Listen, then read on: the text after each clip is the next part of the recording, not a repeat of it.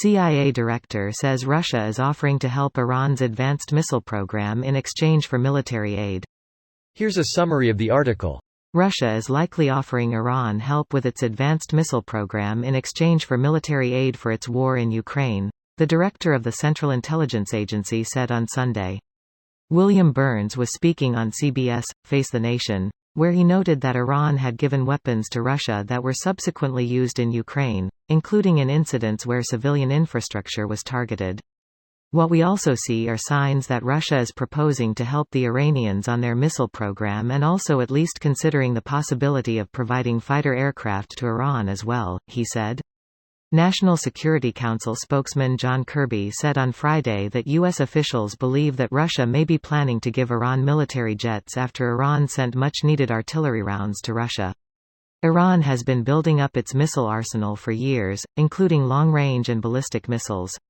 While the U.S. has sought to limit Iran's missile program through sanctions, it said in 2019 that Iran had managed to build the largest missile force in the Middle East. He said the U.S. does not believe that Iran had resumed its efforts to make nuclear weapons, which it stopped in 2003, but that it was advancing its ability to enrich uranium, which could then be used to make nuclear weapons if Iran chose to do so. This post received a score of 13,000, with an upvote ratio of 96%. Here are the top comments in response to this article. This was always going to be part of the arrangement. Hypersonic missiles are the new hotness.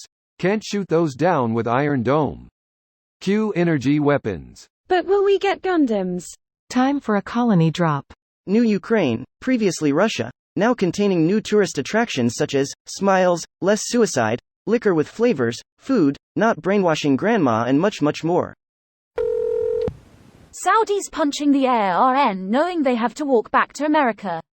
Now I understand even better why KSA's foreign minister met with Zelensky yesterday, and committed a large package of funding. Greater than large package of funding.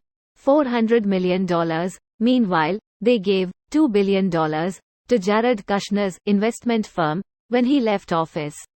Imagine how corrupt a system is when it values one person's connections 5x more than the needs of a war-torn country trying to stand up against an invading power. The money goes further if the politician stays in power.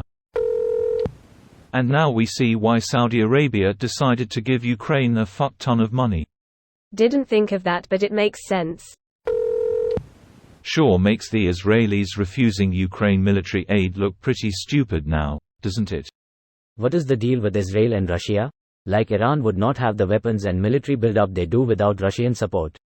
Issue is Syria. Lots of anti-Israel terrorists in Syria, so Israel has interest in being able to strike arms shipments and whatnot there. Russia has a heavy presence in Syria and could give more or less access to Israel depending on how chummy they are feeling. So Israel is more willing to play ball with them there. However, I imagine Russia's dealings with Iran may be changing things. Syria has always been an ally of Russian Federation in this war. At what level of desperation will they just export their own nukes in exchange for military aid?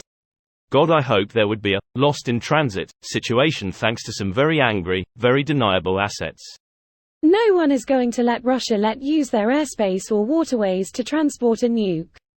It would have to be a country that directly borders them. To my knowledge at least, no such potential partner exists. Watch out for Russia calling the Caspian Sea a lake, then.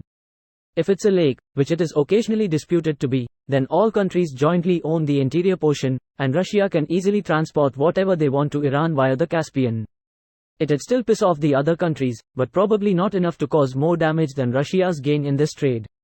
They don't have to. It's already been agreed that the center of the Caspian Sea is shared by all relevant countries for travel. But it doesn't really matter. I mean, obviously there are nuclear warhead-equipped ships in the ocean right now. They might not be able to use the Suez Canal, but nobody is stopping a Russian Navy ship from sailing in international waters.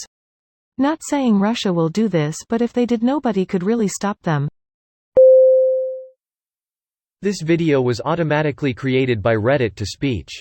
The article and comments in this video were selected from Reddit according to their upvotes, and any paraphrasing was performed by smmry.com, without any human intervention.